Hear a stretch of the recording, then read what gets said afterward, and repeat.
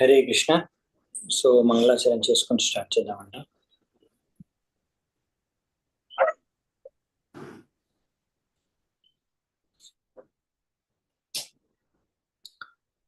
ఓం అజ్ఞానతిమిరాంధస్య జ్ఞానాంజనాశలాకయా చక్షురోన్మిళితం యేన తస్మై శ్రీగురవే నమః.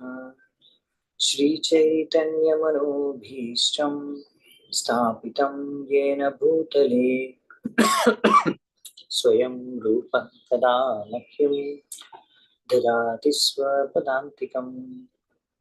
వందేహం శ్రీగురూన్ శ్రీయుతాపదకమలం శ్రీగురూన్ వైష్ణవాంశ్చ శ్రీరూపం సాగ్రజాతం సహగణ రఘునాథాన్వితాం సజీవం సాద్వైతం సావధూతం పరిజన సహితం కృష్ణ చైతన్యదేవం శ్రీరాధా కృష్ణ పాదా సహగణ లలితా శ్రీ విశాఖాన్వితాంశ్చ.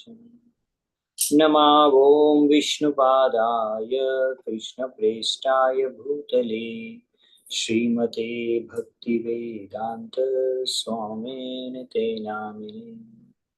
నమస్తే సారస్వతే దేవే గౌరవాణి ప్రచారిణే నిర్విశేష శూన్యవాది పాశ్చాత్య దేశతారిణే.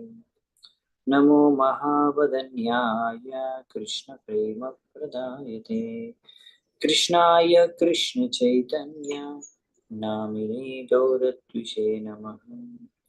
హే కృష్ణ కరుణా సింధో దీనబంధు జగత్పతే గోపేశ గోపికా కాంత రాధాకాంత నమోస్తుతే. తప్త కాంచన గౌరాంగీ రాధే వృందావనేశ్వరీ వృషభానుసుతే దేవి ప్రణమామి హరిప్రియ. నీలాచల నివాసాయ నిత్యాయ పరమాత్మనే బలభద్ర సుభద్రాభ్యాం జగన్నాథాయ తే నమః. వాంఛాకల్పతరుభ్యశ్చ కృపా సింధుభ్య ఏవ చ పతితానాం పావనేభ్యో వైష్ణవేభ్యో నమో నమః.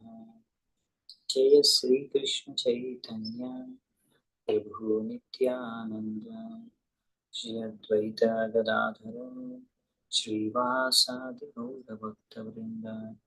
హరే కృష్ణ కృష్ణ కృష్ణ హరే హరే హరే రామ రామ రామ హరే హరే.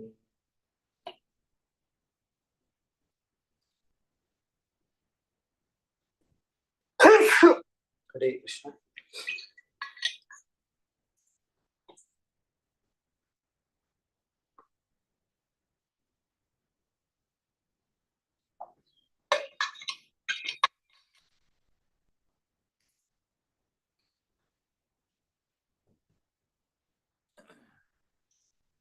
సో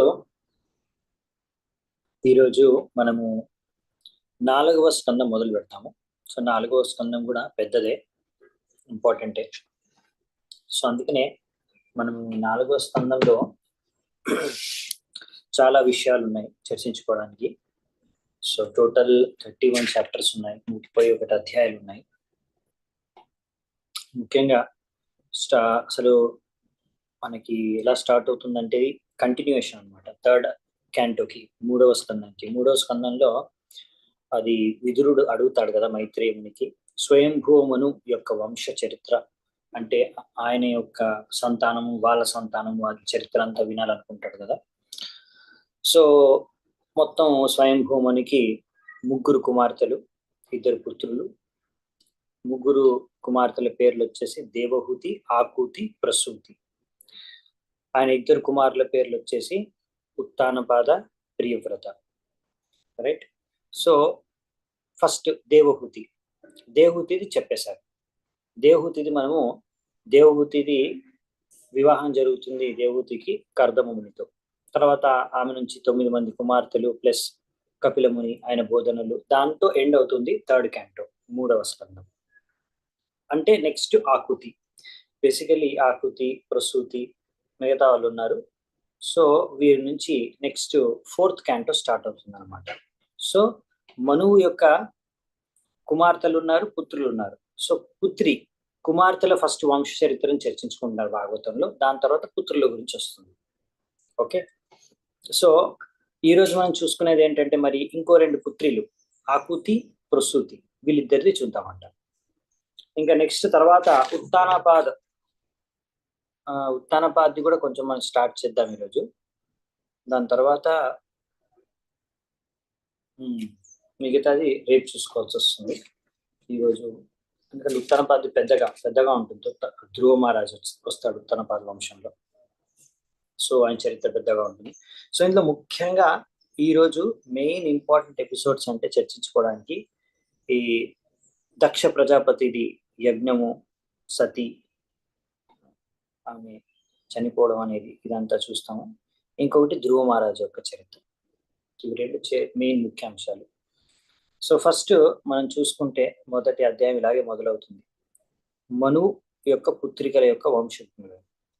సో దేవహూతి కర్దమునిది అయిపోయింది, క్లియర్ మనకి. నెక్స్ట్ ఆకృతి, ప్రసూతి. ఇప్పుడు ఆకృతి వచ్చేసి రుచి అనే వ్యక్తిని వివాహం చేసుకుంటుంది. ఆ రుచి వ్యక్తిని వివాహం చేసుకున్న తర్వాత ఆయన ద్వారా యజ్ఞ మరియు దక్షిణ ఇద్దరు పుడతారు. సో ఇది వచ్చేసి ఫస్ట్ ఇలాగే స్టార్ట్ అవుతుంది ఆకృతి నుంచి. ఇప్పుడు యజ్ఞ వచ్చేసి స్వయం భగవంతుడికి అవతారం, దక్షిణ వచ్చేసి లక్ష్మీదేవి యొక్క అంశం అన్నమాట.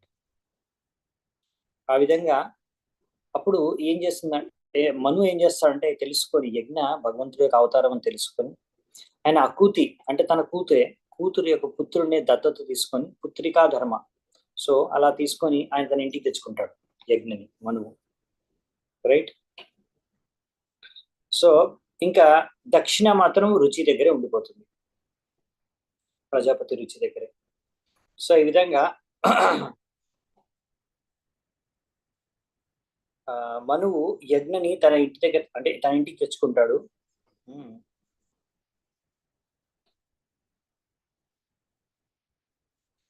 తర్వాత ఇప్పుడు యాక్చువల్లీ ఏంటంటే ఇప్పుడు యజ్ఞ ఇంకా దక్షిణ ఇద్దరు కూడా భగవంతుడు, లక్ష్మీదేవి అంటే వాళ్ళిద్దరు యాక్చువల్లీ శాశ్వతంగా భార్యాభర్తలు కాబట్టి తర్వాత వాళ్ళిద్దరు వివాహం చేసుకుంటారు. వాళ్ళిద్దరు వివాహం చేసుకొని తర్వాత 12 మంది పుత్రులు పుడతారు వాళ్ళకి. ఆ విధంగా వాళ్ళ వంశం కొనసాగుతుంది. సో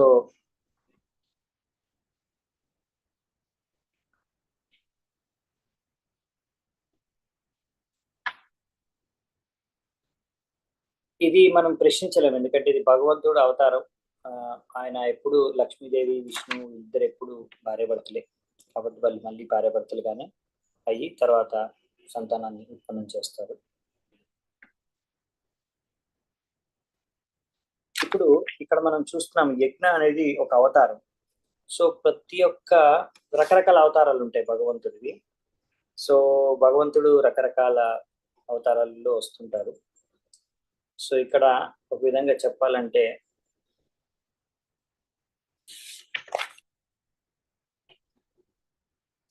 భగవంతుడి యొక్క అవతారాలు అంటే సంపూర్ణమైన అవతారం కాకపోవచ్చు, పాక్షికమైన అవతారం కానీ, శక్తావేశ అవతారం కానీ, అంశ అవతారం కానీ కావచ్చు. సో ఆ విధంగా ఇక్కడ మనం చూస్తున్నాం యజ్ఞ కూడా అంశ అవతారం అన్నమాట, మన్వంతరి అవతారము, అంశ అవతారం. ఓకే, ఇంకా దీని తర్వాత ఇక్కడ బ్రీఫ్ గా చెప్పారు దేవహూతి యొక్క 9 మంది కూతుర్లు 9 మంది ఋషులతోని వివాహం జరుగుతుంది కదా. అందులో మనకి ముఖ్యమైన ఋషి వచ్చేసి అత్రిముని. ఆయన గురించి కొద్దిగా చెప్తారు, ఎందుకంటే అత్రిముని చాలా ఇంపార్టెంట్. అత్రి, అనసూయ విన్నారు పేర్లు. సో విదురుడు అడుగుతాడు అనమాట, ఈ అత్రిముని యొక్క కథ వినాలనుకుంటాడు విదురుడు. సో ఆ విదురుడు అడుగుతాడు ఏంటంటే ఈ అత్రిమునికి 3 ఈశ్వరులు అవునా, ఎలా పుత్రులుగా అత్రిముని యొక్క భార్య అయిన అనసూయ యొక్క గర్భంలో పుట్టారు అని అడుగుతాడు. అప్పుడు మైత్రేయముని జవాబిస్తూ, ఇలా బ్రహ్మదేవుడు ఆజ్ఞ ప్రకారం అత్రిముని రిక్ష పర్వతానికి వెళ్ళి ఆయన తన భార్య అయిన అనసూయతో కఠోరమైన తపస్సులు చేస్తారు. ఆ తపస్సుల ఫలితంగా ఫైనల్ గా బ్రహ్మ, విష్ణు, శివుడు ముగ్గురు కూడా ప్రత్యక్షం అవుతారు. ఎందుకంటే అలా వాళ్ళు ప్రత్యక్షమైన తర్వాత అంటే ఆయన కోరుకునేది ఏంటంటే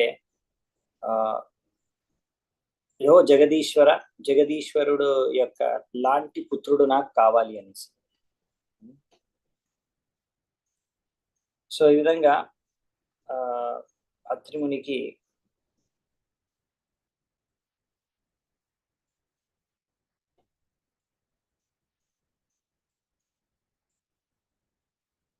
ఇలా ప్రార్థనలు చేసుకున్నప్పుడు తపస్సు చేసుకొని ముగ్గురు కూడా ప్రత్యక్షం అవుతారు. సో ఈ విధంగా ముగ్గురు ప్రత్యక్షమయ్యి, ఎందుకంటే ఆయన జగదీశ్వర అని పిలుస్తాడు. ఈ జగత్తుకి ముగ్గురు ఈశ్వరులు ఉన్నారనమాట, బ్రహ్మ, విష్ణు, మహేశ్వరులు. సో అందుకనే బ్రహ్మ, విష్ణు, మహేశ్వరులు ముగ్గురు కూడా వచ్చేస్తారు. ఇలా ఎందుకు వచ్చారు అంటే, అదేంటి కృష్ణుడు ఒకటే, విష్ణు ఒకటే రావాలి కదా అంటే, ఇక్కడ విషయం ఏంటంటే అత్రిమునికి కొంచెం డౌట్ అనమాట, ఇంకా క్లారిటీ లేదు. ఈ ముగ్గురు ఎవరైనా అయి ఉండొచ్చు జగదీశ్వరుడు అనుకున్నాడు ఆయన.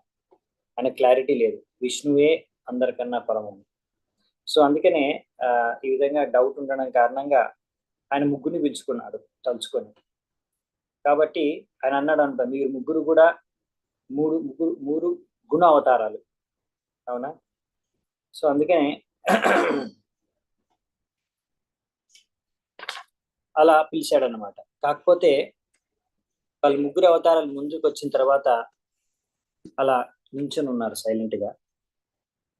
సో అప్పుడు అతను అడుగుతాడు అనమాట, నేను ఒక్కరినే పిలిచాను, అటువంటి పితృనే కావాలని కోరుకుంటున్నాను, అది నా కోరిక, కానీ మీరు ముగ్గురు వచ్చారు, ఇప్పుడు ఇలా ఎందుకు జరిగింది నాకు అర్థం కావట్లేదు.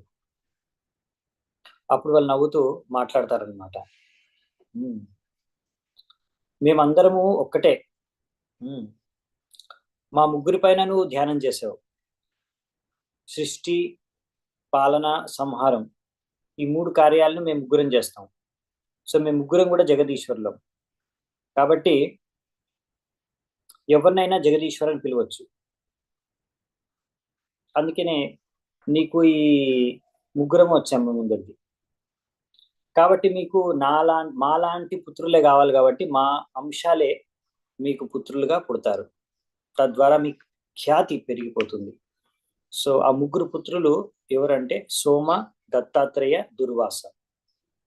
సోమ బ్రహ్మదేవుడి నుంచి అంశము పుడతాడు పుత్రుడి రూపంలో, దత్తాత్రేయ వచ్చేసి విష్ణువు యొక్క అంశము పుత్రుడి రూపంలో పుడతాడు, మరియు దుర్వాస వచ్చేసి శంకరుడి యొక్క అంశము పుత్రుడి రూపంలో పుడతారు.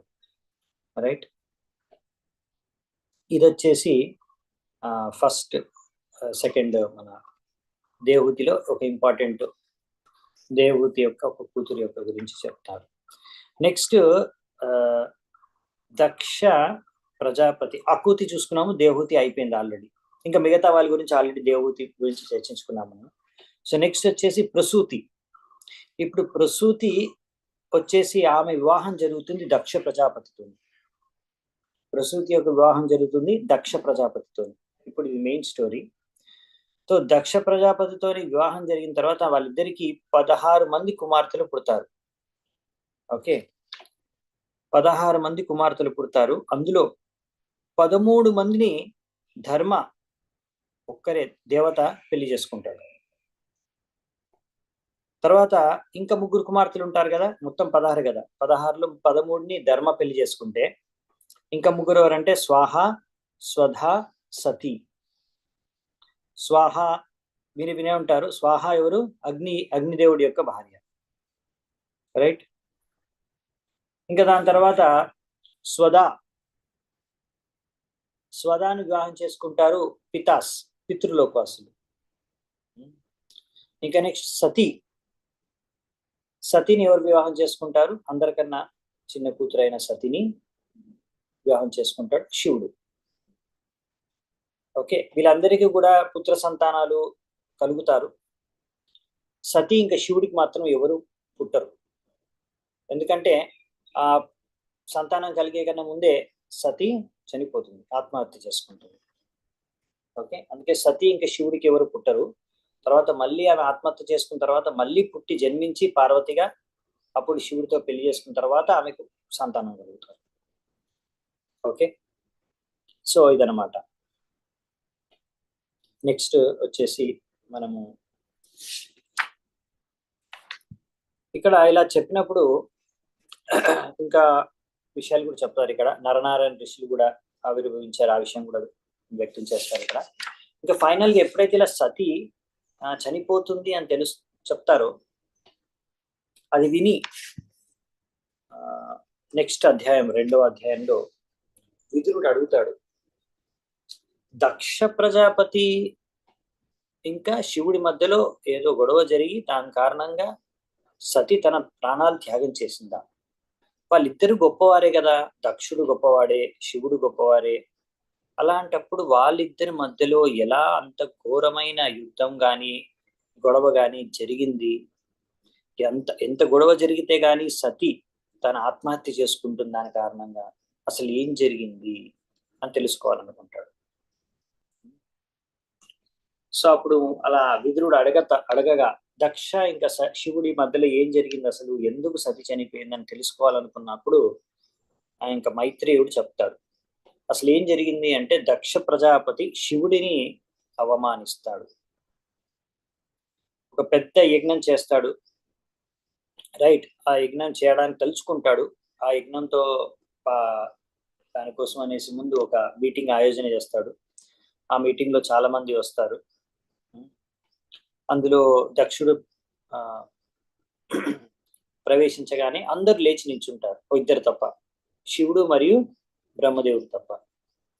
ఇంకా బ్రహ్మదేవుడు అంటే దక్ష ప్రజాపతి పిత కాబట్టి, తండ్రి కాబట్టి ఆయనకు నిల్చోవాల్సిన అవసరం లేదు, కొడుకు రెస్పెక్ట్ ఇవ్వాల్సిన అవసరం లేదు కాబట్టి ఆయన మామూలుగా అంతగా పట్టించుకోడు బ్రహ్మదేవుడు లేచి నిల్చోకపోతే.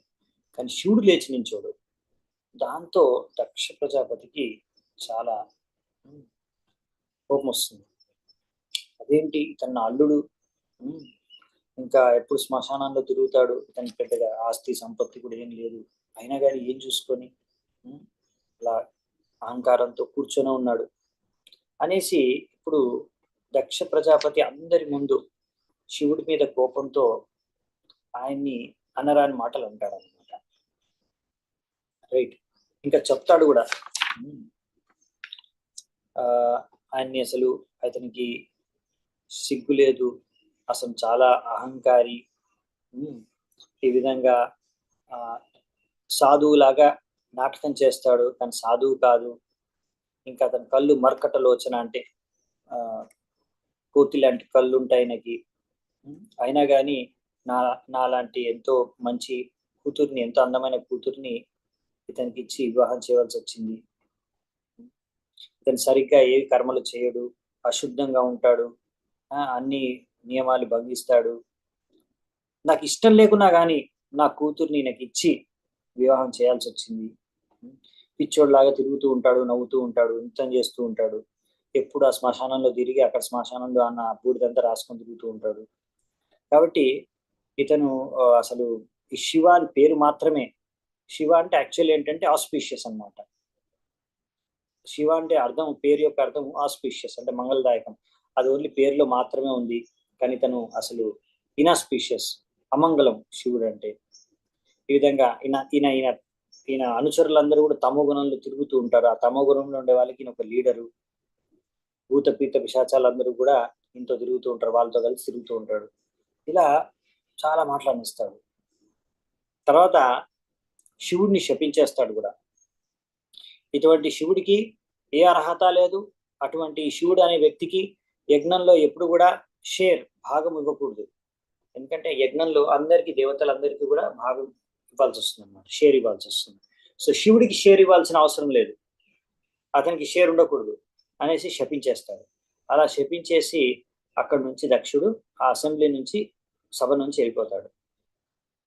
తర్వాత ఇప్పుడు శివుడిని ఇన్ని మాటలు అన్నా కానీ శివుడు ఒక్క మాట కూడా అనడు, తిరిగి అస్సలు ఏమి అనడు. అన్ని కూడా ఆయన్ని ఎన్ని మాటలు అన్నా కానీ ఒక వైష్ణవుడు కాబట్టి, ఒక గొప్ప వైష్ణవుడు కాబట్టి శివుడు అన్ని సహిస్తారు. ఒక వైష్ణవుడి లక్షణం ఏంటంటే ఎవరైనా అతన్ని అవమానిస్తే, అతన్ని తిట్టినా, అతన్ని అలా ఏమైనా అన్నా కానీ ఎప్పుడు తిరిగి ప్రతీకారం తీర్చుకోరనమాట. అవన్నిటి కూడా సహిస్తారు వైష్ణవులు. సో ఈ విధంగా ఇప్పుడు దక్షుడు ఈ విధంగా శపించాడు శివుణ్ణి, కానీ శివుడేమో గొప్ప వైష్ణవుడు, రైట్. ఇప్పుడు ఏం జరుగుతుందంటే మరి తర్వాత నంది ఎప్పుడైతే తెలుస్తుందో ఈ విధంగా, నందికి కోపం వచ్చేస్తుంది. శివుడు ఏమన్నాడు కానీ నంది మాత్రం ఏం చేస్తారంటే వెంటనే దక్షుణ్ణి ఇంకా ఆయన అనుచరులందరినీ కూడా ఆయన శపించేస్తాడు. రకరకాలుగా శపిస్తాడు, ఒక్కొక్కరిని ఒక్కొక్క విధంగా. ఎవరెవరైతే ఈ దక్షుణ్ణి ఫస్ట్ ఇలా అంటాడు అనమాట. అక్కడ దక్షుడు యొక్క ప్రజాపతిని ఎంతో మంది బ్రాహ్మణులు కూడా ఆయనతో పాటు ఆ యజ్ఞంలో పాల్గొంటారు కదా. సో ఎవరెవరైతే దక్షుడిని సపోర్ట్ చేస్తున్నారో వాళ్ళందరికీ కూడా ఆధ్యాత్మిక జ్ఞానం లేకుండా వెళ్ళిపోతుంది. ఈ విధంగా కర్మకాండకి బాగా ఆసక్తులైపోయి ఉంటారు. ఇంకా ఈ దక్ష ప్రజాపతి ఏమవుతుందంటే అతనికి మేక తలకాయ వస్తుంది. ఇంకా ఇలా మైథున జీవితం పట్ల బాగా ఆసక్తులైపోతాడు. విష్ణువుని మర్చిపోతాడు, విష్ణువే గతి అనే విషయాన్ని మర్చిపోతాడు. ఈ సంసార చక్రంలో తిరుగుతూనే ఉంటాడు ఆసక్తుడు. ఈ విధంగా విచక్షణ రహితంగా ఈ బ్రాహ్మణులు ఎవరైతే ఉన్నారో వీళ్ళందరూ కూడా పిచ్చగాలుగా మారిపోతారు. ఆ విధంగా నారదముని అక్కడున్న బ్రాహ్మణుల్ని శపిస్తాడు. ఆ శాపం మనం చూడొచ్చు కలియుగం అని చెప్తున్నారు ఇక్కడ. ఎనీవే, సో ఫైనల్ గా ఈ శాపాల్ని నందీశ్వరుడు చెప్పిన తర్వాత అప్పుడు ఈయన తరఫు నుంచి, దక్షుడి తరఫు నుంచి భృగుముని ఆయన కోపం వచ్చి ఆయన శివుడు అనుచరుల్ని శపిస్తాడు. మీరందరూ కూడా పాషండులు కాగాక. ఈ విధంగా అందుకనే ఈ శివుడి అనుచరులు చాలా మంది మాయావాదం సిద్ధాంతాన్ని అనుసరిస్తారు. చాలా మంది మాయావాదులు చూడండి శివుడిని ఉపాసన చేస్తారు. వీరందరూ కూడా మాంసము మద్యపానంలో దాని పట్ల ఆసక్తులై నిమగ్నం అయిపోగాక. సో అందుకనే చాలా మంది శివుడిని పూజించే వాళ్ళు మాంసము మద్యపానం చేస్తూ ఉంటారు. సో ఈ విధంగా ఒకరినొకరు శపించుకోవడం చూసి ఇంకా శివుడు ఇది సరిగ్గా జరగట్లేదు, ఇక్కడ నుంచి వెళ్ళిపోవడం మేలు అనేసి వెంటనే శివుడు అక్కడి నుంచి తిరిగి వెళ్ళిపోతాడు. వెళ్ళిపోయిన తర్వాత ఇంకా శివుడు లేకున్నా సరే శివుడు అనుపస్థితితోనే ఈ యొక్క దక్ష ప్రజాపతి యజ్ఞం చేసేస్తాడు. ఓకే, ఇలా యజ్ఞం కంప్లీట్ చేసుకుంటాడు శివుడు లేకుండా. ఇది ఒక యజ్ఞం అయిపోతుంది. తర్వాత ఇంకొన్ని సంవత్సరాల తర్వాత మళ్ళీ ఇంకొక యజ్ఞం తలపెడతాడు అన్నమాట దక్ష ప్రజాపతి. ఆ యజ్ఞం గురించి అందరూ మాట్లాడుకుంటూ ఉంటారు. ఇలా ఈసారి కూడా ఈ యజ్ఞంలో లాస్ట్ టైం అంటే శివుడిని పిలిచి అవమానించాడు. ఈసారేమో శివుడిని పిలవనే లేదనమాట. సెకండ్ టైం యజ్ఞం చేసేటప్పుడు అందరినీ పిలిచాడు కానీ శివుడిని పిలవలేదు. అందరు దేవతలందరూ వెళ్తున్నారు. సో అక్కడ పైనుంచి ఆకాశ మార్గం నుంచి దేవతలందరూ వాళ్ళ యొక్క భార్యలతో విమానాల్లో వెళ్తున్నారు అనమాట దక్ష ప్రజాపతి యజ్ఞంకి అటెండ్ అవ్వడానికి. సతీ చూసి శివుడిని అడుగుతుంది, మనం కూడా వెళ్దామా అని.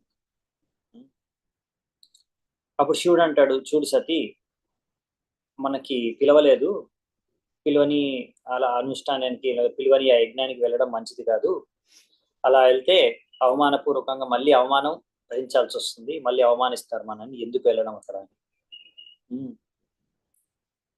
ఎందుకంటే మీ యొక్క తండ్రి బాగా అహంకారి, ఈ విధంగా కఠోరమైన వాక్యాలు శబ్దాలు చేస్తాడు, దాని ద్వారా అందరికీ బాధ కలుగుతుంది. ఇంకొకటి ఏంటంటే నువ్వు ఒక్కదాని వెళ్ళినా కానీ నాతో నీకు సంబంధం ఉంది కాబట్టి నిన్ను కూడా అన్నరాని మాటలు అంటాడు. ఎందుకంటే ఆయనకు చాలా ఈర్ష్య అసూయ నా పట్ల. సో ఈ విధంగా నేను ఎప్పుడు కూడా భగవంతుడికి, వాసుదేవుడికి ప్రతి ఒక్క హృదయంలో పరమాత్మ రూపంలో ఉండే ఆయన పైన ధ్యానం చేసుకుంటూ ప్రణామాలు చేసుకుంటూ ఉంటాను. కాబట్టి నేను నీకు చెప్తున్నాను ఈ విషయం. మీ తండ్రి ఎటువంటి వాడో నాకు అర్థమైంది, అందుకనే వెళ్ళడం మంచిది కాదు, అనవసరంగా అవమానం కలుగుతుంది, ఇలా నా మాట వినకుండా నువ్వు వెళ్తే మాత్రం నీ భవిష్యత్తు అంత బాగుండదు భవిష్యత్తు అని చెప్తారు. ఈ విధంగా సతికి నచ్చ చెప్తాడు అన్నమాట శివుడు, వెళ్ళకుండా ఉంటేనే మంచిది అని. కానీ సతి అయినా కానీ శివుడి మాట వినకుండా వెళ్ళాలని నిర్ణయించుకుంటుంది. శివుడు ఇలా వెళ్ళొద్దు అని చెప్పి సైలెంట్ అయిపోతాడు. సో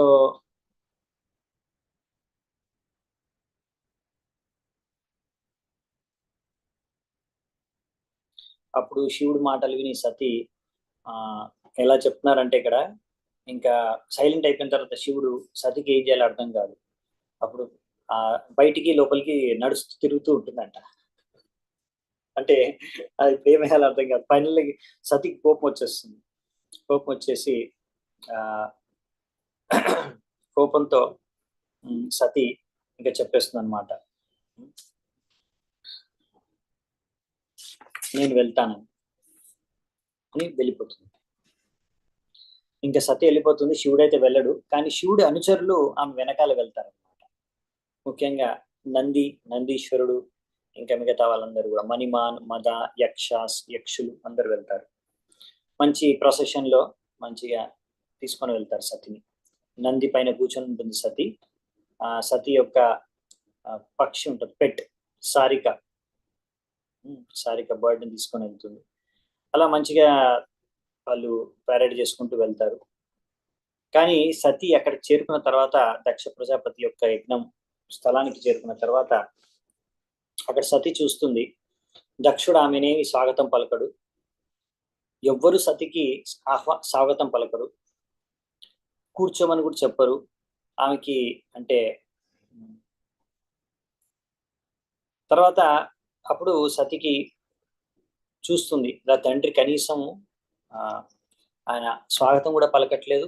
ఆ తండ్రి భయానికి, దక్షుడి భయానికి ఎవ్వరు కూడా సతితో మాట్లాడట్లేదు.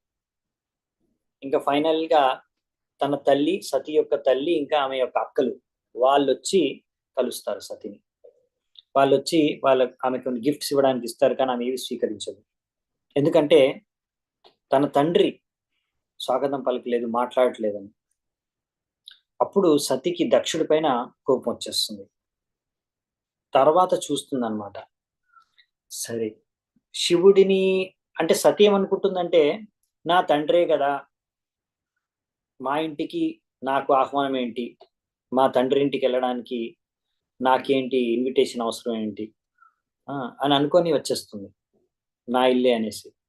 కానీ దక్షుడు మాత్రం ఎంత కోపంతో, శివుడు ఎప్పుడో జరిగిన ఘటన, చాలా రోజుల క్రితం జరిగిన ఘటన ఇంకా మనసులో పెట్టుకొని శివుడిని పిలవడు, కావాలని పిలవడు. ఇంకా శివుడి కోసం కూడా అలా యజ్ఞంలో ఒక్కొక్కరికి అందరికీ చోటు ఉంటుంది కూర్చోవడానికి, వాళ్ళ యజ్ఞంలో భాగం స్వీకరించడానికి. శివుడి కోసం ఆయన పోర్షన్ శివుడికి ఉంచాలి కదా భాగము, అక్కడ ఉంచడం అన్నమాట. శివుడి కోసం ఆమె చూస్తుంది, యజ్ఞంలో అందరికీ ఆఫర్ చేస్తారు కదా స్వాహ అని ఆహుతిలో. శివుడి కోసం ఆయన ఏమీ పెట్టడు, శివుడి కోసం ఏది కూడా ఆయన యజ్ఞంలో ఆఫర్ చేయడం అనమాట. అది గమనిస్తుంది సతి. సరే నన్ను రిసీవ్ చేసుకోలేదు సరిగ్గా, నాకు మంచిగా స్వాగతం పలకలేదు, ఓకే, కానీ నా భర్త అయిన శివుడికి ఆయన ఏ పాపం ఎరగడు, ఆయన అంత మంచి గొప్ప వ్యక్తి. అటువంటి శివుడికి అతను ప్రతి ఒక్కరు కూడా యజ్ఞంలో ఆఫరింగ్ చేయాలి శివుడికి కూడా, కానీ నేను ఆఫర్ చేయట్లేదు, కావాలని చేయట్లేదు, దానికోసం అరేంజ్మెంట్ కూడా చేయలేదు. అంటే అందరికి ఇది ఆఫర్ చేయాలని పెడతారు, శివుడి కోసం ఏం పెట్టనే లేదు. కాబట్టి వెంటనే సతికి అర్థమైపోతుంది, శివుడు చెప్పిన వాక్యాలే కరెక్ట్, భర్త చెప్పిన వాక్యాలే, నా భర్త మాట వినకుండా నేను వచ్చాను అనేసి వెంటనే దక్షుడిని ఖండిస్తుంది. దక్షుడి యజ్ఞాన్ని ఖండిస్తుంది. అసలు మెయిన్ ఒక పాయింట్ అర్థం చేసుకోవాలి ఏంటంటే, సతి ఎందుకు ఆత్మహత్య చేసుకుంది, కారణం ఏంటి? దక్షుడు అవమానించాడు ఆమెని అని కాదు. ఎందుకు ఆత్మహత్య చేసుకుంటుందంటే సతి ఇక్కడ ఫస్ట్ ఖండిస్తుంది దక్షుణ్ణి. అసలు నువ్వు తప్ప ఈ లోకంలో ఎవ్వరు కూడా శివుణ్ణి ద్వేషించే మనిషే లేడు. ఇంకా శివుడు అసలైన సాధువు. సో చాలా గొప్ప వైష్ణవుడు. శివుడు ఎంత గొప్పవాడు, శివుడు ఎంత మహిమ గలవాడు, శివుడి యొక్క పాద పద్మాలు ఎంత గొప్పవి, శివుడు ఎంత మంగళదాయకం, ఇలా ఎన్నో విషయాలుగా శివుడు ఎంత గొప్ప అనే విషయాన్ని ఎందుకు అనవసరంగా నువ్వు ఆయన ద్వేషిస్తున్నావు, ఆయన పట్ల అసూయ పెంచుకున్నావు, ఆయన పట్ల క్రోధం పెంచుకున్నావు, ఆయన అవమానించావు. కాబట్టి ఇప్పుడు ఈ విధంగా సతి చెప్తుంది, ఎప్పుడైనా మనము అలా మన ఒక వైష్ణవుని అవమానిస్తే చూస్తూ తమాషా చూస్తూ ఉండకూడదు అనమాట.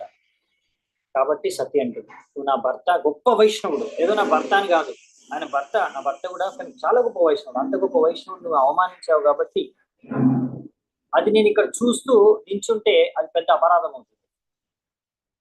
కాబట్టి నేను ఇప్పుడే ఆత్మహత్య చేసుకుంటాను, శాస్త్రాల్లో ఇలాగే చెప్తారు, కాబట్టి నేను ఆత్మహత్య చేసుకుంటాను అనేసి యాక్చువల్లీ సతి తన శరీరాన్ని ముఖ్యంగా ఎందుకు త్యాగం చేస్తుందంటే, ప్రతిసారి శివుడు నన్ను దాక్షాయిని అని పిలుస్తాడు. అలా పిలిచినప్పుడల్లా నాకు ఎలాగో అనిపిస్తుంది, నీ నుంచి శరీరం నాకు లభించింది కనుక దాక్షాయిని అని పిలుస్తున్నాడు. నా ముఖంలో ఉండే చిరునవ్వు వెళ్ళిపోతుంది అక్కడే దాక్షాయిని అని పిలిచినప్పుడు. అందుకనే నువ్వు ఇచ్చిన ఈ శరీరం నాకు వద్దు, అందుకని ఈ శరీరాన్ని నేను త్యాగం చేస్తానని సతి తన యొక్క యోగ సాధన ద్వారా తన శరీరంలోంచి అగ్ని పుడుతుంది, ధ్యానం చేస్తుంది, ధ్యానంలో కూర్చుంటుంది, షట్చక్ర యోగ ధ్యానంలో. ధ్యానంలో ఉండగానే ఆమె శరీరంలోంచి అగ్ని పుట్టి ఆ అగ్ని ద్వారా ఆమె అప్పుడే వెంటనే అగ్ని ద్వారా మొత్తం శరీరం అంతా భస్మమైంది. దాని తర్వాత అందరూ ఇలా ఇప్పుడు అక్కడ చాలా శివుడి అనుచరులు వచ్చాడు సతీతో, అవునా? దాని తర్వాత ఏం జరిగిందంటే అందరూ హాహాకారం జరిగిపోయింది, సతీ ఆత్మహత్య చేసేసుకుంది లాంటి. ఇలా దక్ష ప్రజాపతి యొక్క నిర్లక్ష్యం కారణంగా, ఈ యొక్క దక్ష ప్రజాపతి యొక్క కారణంగానే సతీ ఆత్మహత్య చేసుకుందని అందరూ అనడం మొదలు పెడతారు. శివుడి యొక్క అనుచరులు వెంటనే అటాక్ చేస్తారు, రైట్? శివుడు అనుచరులు అనుకుంటాడు ఈ దక్షుడిని ఇప్పుడే చంపేద్దామని డిసైడ్ అవుతారు.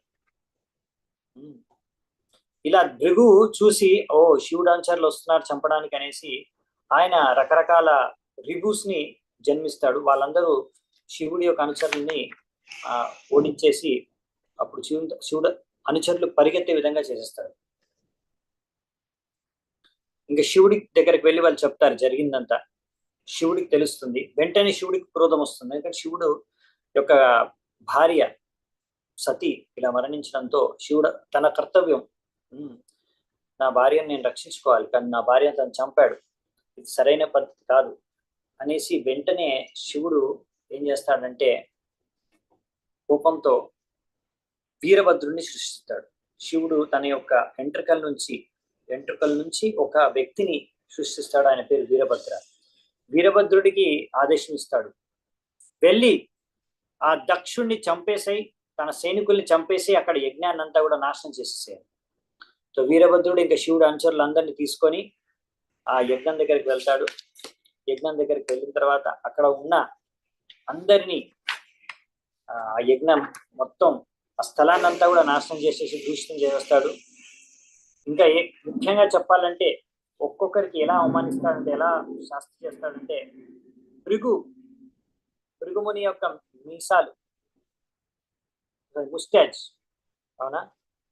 ఎందుకంటే ఈ విధంగా భృగుముని ఏంటంటే నవ్వుతూ ఇలా తన యొక్క గడ్డం ఇలా అనుకుంటూ నవ్వుతూ మాట్లాడాడంట ఎప్పుడైతే దక్షుడు శివుడిని అవమానించాడు. అందుకనే ఆ యొక్క గడ్డాన్ని పీకేశాడు. సరే, ముస్టాచ్ అంటే మన మీసం గడ్డం పీకేశాడంట. బాగా ఏం చేశాడంటే, ఇలా దక్షుడు ఎప్పుడైతే శివుడిని అవమానిస్తున్నాడో అప్పుడు కనుబొమ్మలతో సైగ చేశాడంట, ఇలా ఇలా చూశాడనమాట. అయితే కళ్ళు పీకేశాడనమాట వీరభద్రుడు. అలాగే కుష అలా నవ్వాడనమాట, పల్లెక్కిరించుకుంటూ నవ్వాడు అనమాట శివుడిని అవమానిస్తుంటే. అలా నవ్వాడు కదా పల్లెక్కిరించుకుంటూ. అందుకనే కుష యొక్క పళ్ళు ఇరగొట్టేస్తాడు వీరభద్రుడు. ఇంకా తర్వాత ఇంకా దక్షుడి తలకాయ తీసేద్దామని చాలా ప్రయత్నిస్తాడు, కానీ తలకాయ కట్టవదు దక్షుడిది. అప్పుడు అందరూ ఏం చేయాలి ఆలోచిస్తున్నప్పుడు అక్కడ ఒక పశువుల్ని బలిచ్చే అక్కడ కత్తి ఉంటుందన్నమాట. ఆ పశువుల్ని బలి చేసే పశువుల్ని నరికే కత్తి ఉంటుంది కదా, తలకాయ నరికే కత్తి, దాంతో దక్షుడు తలకాయ నరికేస్తాడు. అప్పుడు శివుడు అనుచరులందరూ కూడా ఎంతో ఆనందంతో, ఎందుకంటే వాళ్ళు వచ్చిన కార్యం సాధించేశారు, మొత్తం నాశనం చేసేసారు ఆ యజ్ఞ మండపం అంతా కూడా, దక్షుడిని కూడా హతమార్చేశారు. సో తర్వాత ఆనందంతో వీరభద్రుడు తన శివుడు అనుచరులతో కలిసి తిరిగి కైలాసానికి వెళ్ళిపోతారు. ఇప్పుడు కైలాసానికి వెళ్ళిపోయిన తర్వాత ఇంకా బ్రహ్మదేవుడు అప్పుడు అక్కడికి వస్తాడు అనమాట. అసలు యాక్చువల్లీ ఆ యజ్ఞంలో బ్రహ్మదేవుడు రాడు, మిగతా దేవతలు వస్తారు. ఎందుకంటే బ్రహ్మదేవుడు తెలుసు ఇలాంటిది ఏదో జరుగుతుందని, అందుకే ముందుగానే ఆయన రాడనమాట సేఫ్ సైడ్ కి. అప్పుడు దేవతలందరూ వెళ్ళి బ్రహ్మదేవుడి దగ్గర వేడుకుంటారు, ఇలా జరిగింది, ఇప్పుడు ఏం చేయాలి. అప్పుడు బ్రహ్మదేవుడు అంటాడు, ఇంకేం లేదు, శివుడు కాళ్ళు పట్టుకోవాలి, ఆయన క్షమిస్తేనే అంతా సరిగ్గా జరుగుతుంది, మళ్ళీ దక్షకి ప్రాణం వస్తుంది, లేకపోతే ఈ యజ్ఞం కూడా పూర్తి కాదు, దక్ష కూడా చనిపోతాడు. సో అందరూ కలిసి కైలాసానికి వెళ్తారు. కైలాసం ఎంత అద్భుతంగా ఉంటుంది అనేది వర్ణించారు ఇక్కడ భాగవతంలో. వెళ్ళేసి బ్రహ్మదేవుడు దేవతలందరితో సహా కలిసి శివుడిని ప్రార్థనలు చేసుకొని పొగిడి ఆయన్ని శాంతపరిచి, ఫైనల్ గా శివుడు అంటాడు, నాకు మెయిన్లీ ఏంటంటే దక్షుడికి బుద్ధి చెప్పాలని ఇలా చేశాను. సరే దక్షుడు కూడా సరే దక్షుడు నేను మళ్ళీ ప్రాణం రక్షిస్తానులే అని శివుడు అంటాడు. నెక్స్ట్ శివుడు ఏం చేస్తాడంటే మేక తలకాయ పెట్టేస్తాడు దక్షుడికి. అప్పుడు మళ్ళీ దక్షుడికి ప్రాణం తిరిగి వస్తుంది, జీవిస్తాడు. అప్పుడు దక్ష ప్రజాపతి మేక తలకాయతోనే శివుడికి ప్రార్థనలు అర్పించి తర్వాత మళ్ళీ యజ్ఞం చేసి అప్పుడు విష్ణువు వచ్చి ఆ యజ్ఞం ఫలితం సఫలం అవుతుంది అన్నమాట. తర్వాత భగవంతుడు దక్ష ప్రజాపతికి కొన్ని ఆదేశాలు ఇచ్చి బోధనలు ఇచ్చి ఆ విధంగా ఫైనల్ గా సక్సెస్ఫుల్ గా యజ్ఞం అనేది కంప్లీట్ అవుతుంది. ఇది దక్ష ప్రజాపతి స్టోరీ అన్నమాట, ఇలా ముగుస్తుంది. ఇంకా నెక్స్ట్ సతీ తర్వాత పార్వతిగా జన్మించి మళ్ళీ శివుణ్ణి పెళ్లి చేసుకుంటుంది, అది తర్వాత వస్తుంది స్టోరీ. ఇక్కడ మాత్రం ఇక్కడే ముగుస్తుంది దక్ష ప్రజాపతి యొక్క యజ్ఞం స్టోరీ. ఇంకా నెక్స్ట్ వచ్చేసి ధ్రువ మహారాజు యొక్క స్టోరీ చరిత్ర. సో ప్రసూతి దక్ష ప్రజాపతి ద్వారా పుట్టిన 16 మంది కుమార్తెలు, వారి యొక్క స్టోరీ మనం విన్నాం. అందులో ముఖ్యంగా సతీ యొక్క ఆమె ఎలా చనిపోయింది అనే విషయం, ఎందుకు చనిపోయింది అనే విషయాలు చర్చించుకున్నాము. ఇంక దీని తర్వాత నెక్స్ట్ మనము చర్చించుకునేది ఏంటంటే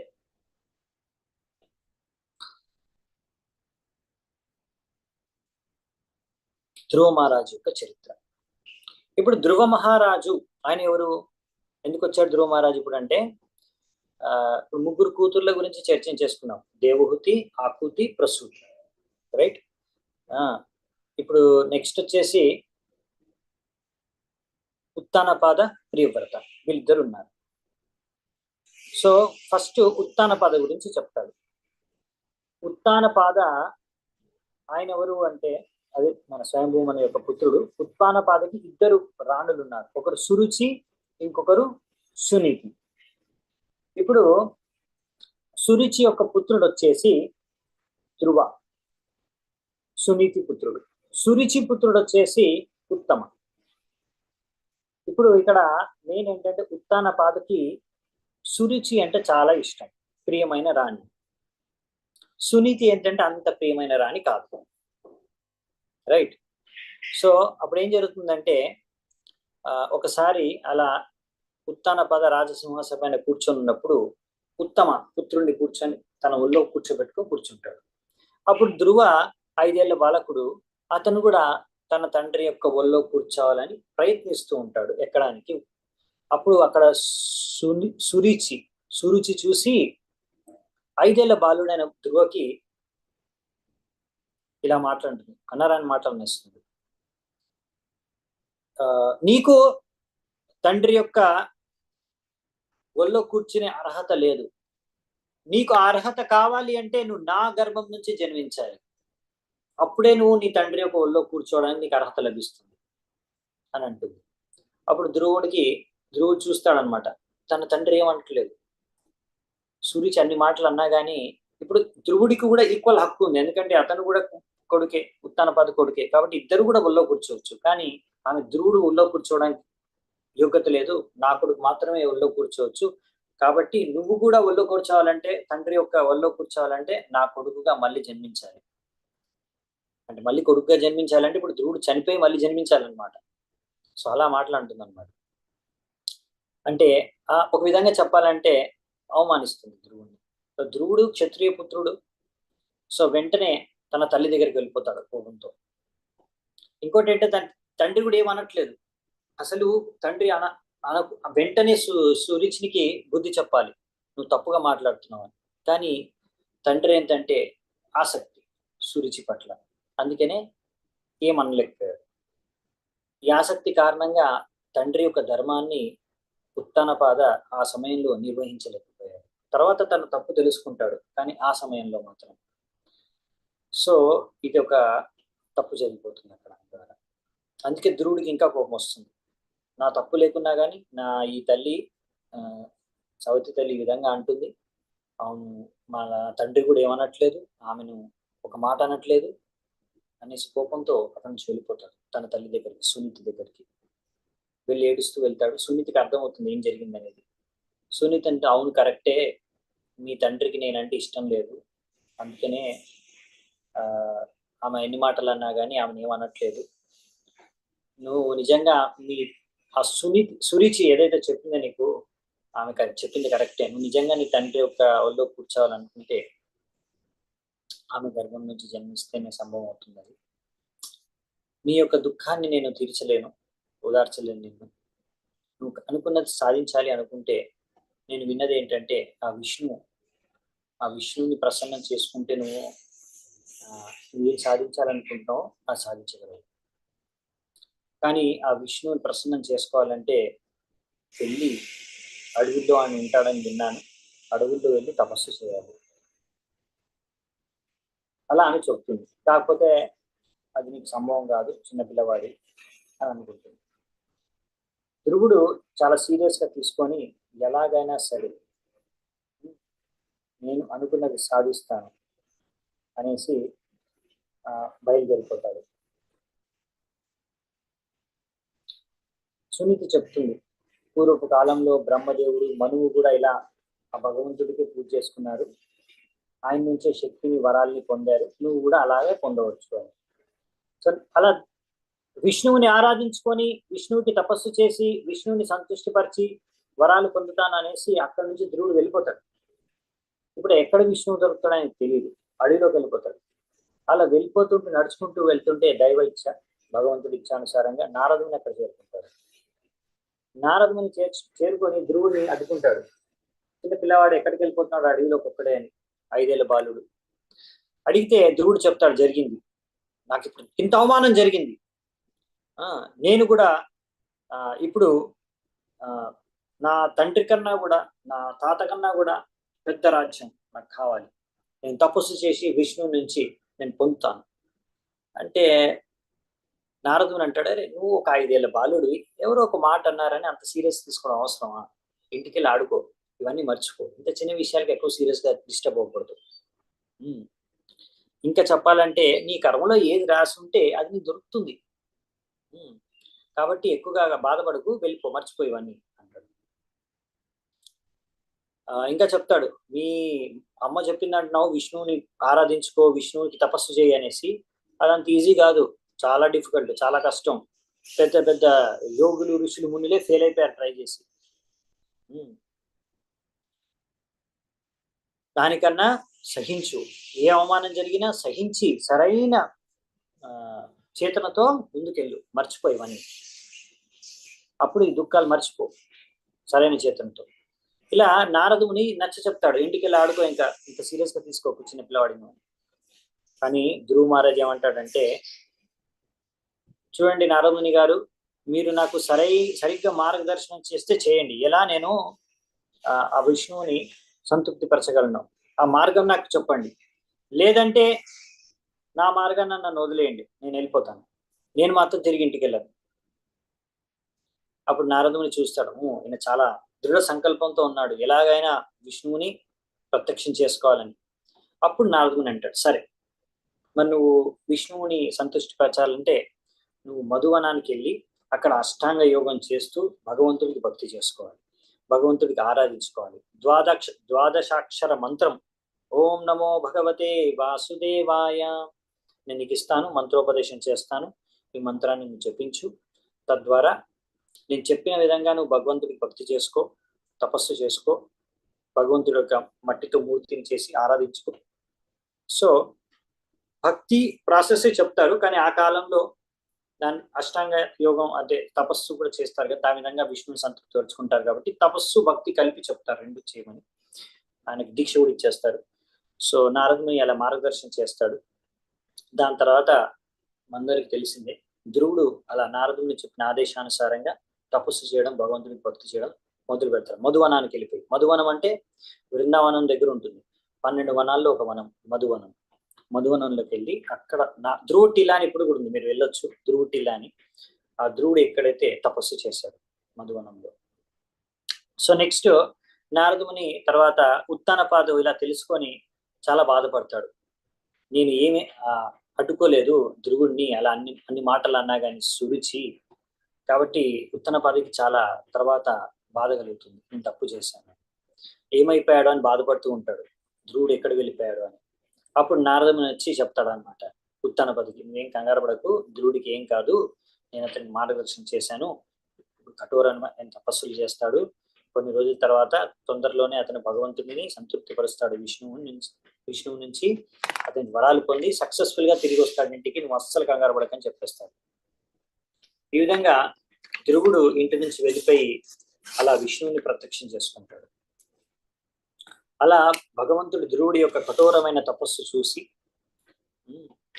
ప్రత్యక్షమవుతాడు.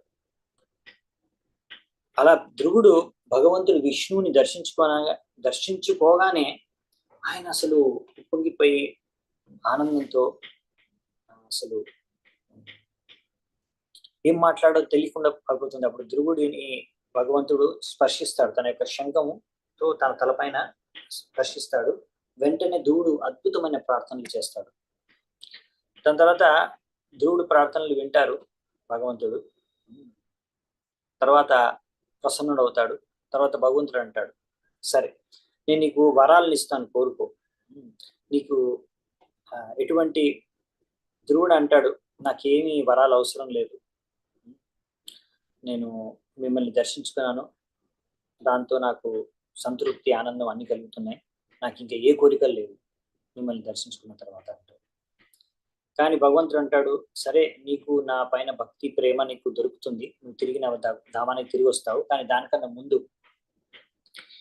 నువ్వు ఏవైతే ముందు కోరుకున్నావో, ఇప్పుడు ఆ కోరికలు లేవు కానీ ముందు కోరుకున్నావో ఆ కోరికలు కూడా నేను తీరుస్తాను. సో ఆయన చెప్తాడన్నమాట, ఈ విధంగా నువ్వు ధ్రువ లోకానికి తిరిగి వస్తావు, నా లోకమే నేను నీకు ఇచ్చేస్తున్నాను. నీకు నీ తాతయ్య అయిన బ్రహ్మదేవుడి కన్నా పెద్ద లోకం, పెద్ద రాజ్యం కావాలి కదా, పెద్ద లోకం, అది నా లోకమే, ఆ లోకాన్ని నీకు ఇచ్చేస్తున్నాను, నేనుండే లోకాన్ని ఈ భౌతిక ప్రపంచంలో. సో ధ్రువలోకం, ఇప్పటి నుంచి ఆ లోకం పేరు ధ్రువలోకంగా, ధ్రువ నక్షత్రంగా నువ్వు ఖ్యాతి సంపాదిస్తావు. సో ఇక్కడ దానికి ముందు 36,000 సంవత్సరాలు నువ్వు ఇక్కడ పరిపాలిస్తావు, రాజ్యాన్ని పరిపాలించి ఏమాత్రం వృద్ధాప్యం కూడా నీకు రాదు, ఇలా యవ్వనంగానే ఉంటావు. ఆ విధంగా నువ్వు సక్సెస్ఫుల్గా తర్వాత ధ్రువలోకానికి వెళ్తావు. దాని తర్వాత అక్కడి నుంచి మళ్ళీ తిరిగి ఇక్కడ రావు. సో ఈ విధంగా ధ్రువుడికి వరాలను ఇచ్చేసి భగవంతుడు వెళ్ళిపోతాడు.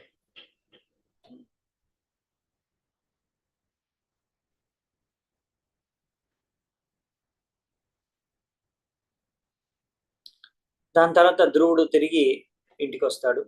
ఉత్తానపాద, సురుచి అందరూ కూడా ధ్రువుడిని స్వాగతం పలుకుతారు. ఉత్తమ ఇంకా ధ్రువుడు ఇద్దరు ఇప్పుడు మంచి అన్నదమ్ములుగా మిత్రులుగా ఉంటారు. సునీతి కూడా ధ్రువుని ప్రశంసిస్తుంది, ఆలింగనం చేసుకుంటుంది. మొత్తం ఆ రాజ్యం అంతా కూడా పండగ చేసుకుంటారు, ఇంకా ధ్రువుడు తిరిగి వచ్చాడు అనేసి. ఇంకా తర్వాత ధ్రువుడి యొక్క గొప్ప లక్షణాలను చూసి ఉత్తానపాద ఇంకా నేను నా రాజ్యం యొక్క బాధ్యతలన్నీ కూడా నేను నా యొక్క కొడుకైన ధ్రువుడికి ఇచ్చేస్తానని ధ్రువుడిని రాజుగా చేసేసి ఆయన బాధ్యతల నుంచి తప్పుకుంటాడు. ఈ విధంగా ధ్రువుడు మహారాజు అయిపోతాడు, ధ్రువుడు ధ్రువ మహారాజుగా మారిపోతాడు. తర్వాత ఏం జరుగుతుందంటే ఒకసారి ఒక ఉత్తమ ధ్రువుడి యొక్క తమ్ముడైన ఉత్తమ అడవిలోకి వెళ్తాడు, వనంలోకి వెళ్తాడు వేటకి. అందులో అక్కడ ఒక యక్షుడి ద్వారా మరణిస్తాడు, ఒక యక్షుడు చంపేస్తాడు ధ్రువుడి యొక్క తమ్ముడిని, ఉత్తమని. అప్పుడు ధ్రువ తన తమ్ముడిని చంపాడు అనేసి, ఒక యక్షుడు చంపాడు అనేసి అలకాపురికి వెళ్ళి అక్కడ ఎంతో మంది యక్షుల్ని చంపేస్తాడు, చాలా మంది యక్షుల్ని చంపేస్తాడు. ఘోరమైన యుద్ధం జరుగుతుంది అనమాట. ఎంతమంది యక్షుల్ని చంపేస్తారు. వాళ్ళు యక్షులు ఎన్నో రకాల ఇల్యూజన్స్, ఎన్ని మాయలు సృష్టించినా కానీ అన్ని మాయల్ని తొలగిస్తూ ధ్రువుడు వీరత్వంతో అందరి యక్షుల్ని చంపేయడం మొదలు పెడతాడు. అక్కడ అలా జరుగుతున్నప్పుడు ఇంకా ఫైనల్ గా మనువు వస్తాడు, స్వయంభూ మను వచ్చి చెప్తాడు. ఇప్పుడు స్వయంభూ మను అంటే ఎవరు? ధ్రువ మహారాజు తాతయ్య. సో ఆయన మనవుడికి చెప్తాడు అనమాట, చూడు ధ్రువ, ఇంకా యుద్ధం ఆపేసి, ఎవరో ఒక యక్షుడు నీ తమ్ముడిని చంపాడు అనేసి నువ్వు కరెక్టే, ఒక రాజుగా నీ కర్తవ్యం తిరిగి ఆ వ్యక్తిని దండించాల్సింది. కానీ ఒక్క యక్షుడు నీ తమ్ముడిని చంపితే దానికి బదులుగా నువ్వు మొత్తం యక్ష జాతిని సంహరించడం అనేది సరికాదు. సో ఇంతటితో ఆపు. అన్నిటికీ ముఖ్యమైన కారణం ఆ భగవంతుడు, కారణం లేకుండా ఏది జరగదు. సో అంతా కూడా దైవిచ్ఛానుసారంగానే జరుగుతుంది. తమ్ముడు మరణించాడు, నువ్వు దానికి కావాల్సిన దానికన్నా ఎక్కువగానే యక్షుల్ని చంపేశావు. ఇలా ఏ పాపం తెలియని యక్షుల్ని అనవసరంగా చంపడం సరికాదు అని నీకు నచ్చ చెప్తాడు. ఇలా అనవసరంగా ఇంతగా క్రోధం తెచ్చుకోవడం మంచిది కాదు. నువ్వు భగవంతుడి యొక్క శుద్ధ భక్తుడివి, నీకు భగవంతుడి యొక్క కృప కలిగింది, కాబట్టి ఇలా వ్యవహరించడం సరికాదని ఆయనకు నచ్చ చెప్తాడు. కాబట్టి ఈ క్రోధాన్ని వదిలేసి భగవంతుడికి భక్తి చేసుకో అని చెప్తారు. సో తద్వారా భగవంతుడికి శరణాగతం అయిపోయారు అని చెప్తారు ఈ క్రోధాన్ని వదిలేసి. సో ధ్రువ మహారాజు కూడా ఆయన చెప్పిన మాట వినేసి యుద్ధాన్ని ఆపేస్తాడు. అప్పుడు కుబేరుడు వచ్చి చాలా ప్రసన్నుడు అవుతాడు ధ్రువుడి పట్ల, ఎందుకంటే యక్షరాజు కుబేరుడు అలా తన తాతయ్య మాట విని వెంటనే, అది ధ్రువ మహారాజు యొక్క గొప్పతనం. అతనికి ఏదో వేరే ఏం లేదు, అది తన బాధ్యత అనుకున్నాడు. నా తమ్ముడిని ఎవరైతే చంపారో నేను రాజుగా, ఇది నా బాధ్యత. ఎవరైతే నా తమ్ముడిని చంపారో వాళ్ళని చంపాలని. ఇప్పుడు ఆ యక్ష ఎవడో తెలియదు కాబట్టి అందరి యక్షులు ఎవరైతే యుద్ధానికి వస్తున్నారో మరి యక్షుల తరఫున అందరితో యుద్ధం చేసి చంపేస్తున్నాడు, తన బాధ్యతను నిర్వహిస్తున్నాను అనుకున్నాడు. కానీ ఈ విధంగా ఫైనల్ గా తన తాతయ్య చెప్పిన మాట విని వెంటనే తన క్రోధాన్ని వదిలేశాడు. సో ఇది చూసి కుబేరుడికి చాలా ఆనందం కలిగింది. అందుకే కుబేరుడు వచ్చి ఆయనకి చెప్పాడు, ప్రశంసిస్తూ ధ్రువుడిని, నీకేమైనా వరం కావాలంటే కోరుకో అంటాడు. అప్పుడు ధ్రువుడు ఏం కోరుకుంటాడంటే,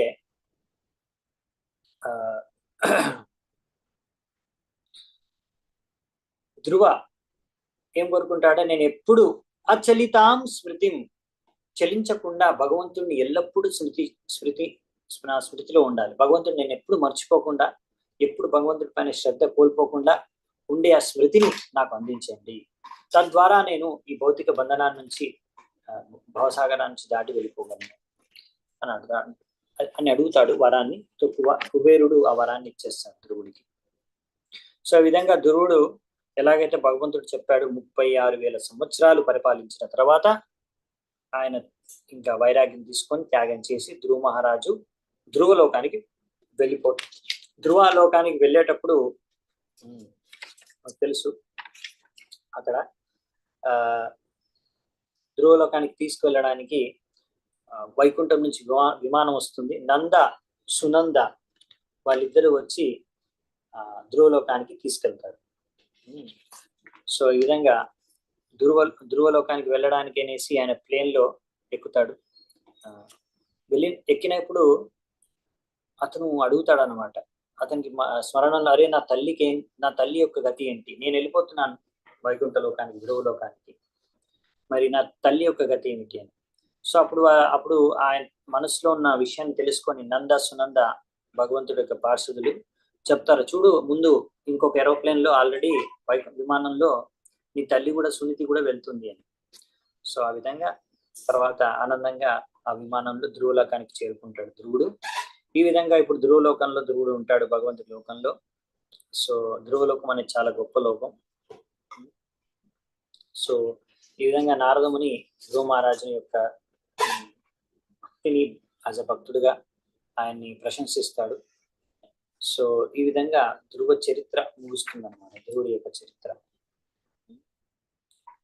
సో ఇలా ఒక చిన్న బాలుడైన ధ్రువ మహారాజు విష్ణువుకి శరణాగతుడై శుద్ధ భక్తుడై ధ్రువలోకానికి చేరుకుంటాడు.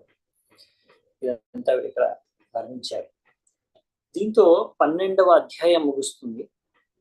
సో నెక్స్ట్ 13వ అధ్యాయం నుంచి నెక్స్ట్ వేరే స్టోరీ స్టార్ట్ అవుతుంది. అంటే ధ్రువ మహారాజు యొక్క వంశంలో వచ్చే మిగతా రాజుల కథ నడుస్తుంది. దీంతో యాక్చువల్లీ మొత్తం ఈ స్కందం అంతా నడుస్తుంది, చతుర్థి స్కందం.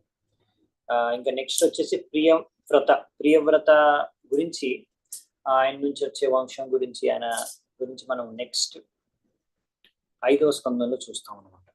సో ఈ 4వ స్కందం అంతా ధ్రువ మహారాజు యొక్క వంశంలో వచ్చిన వాళ్ళ గురించి చర్చించుకోవడంలో జరిగిపోతుంది.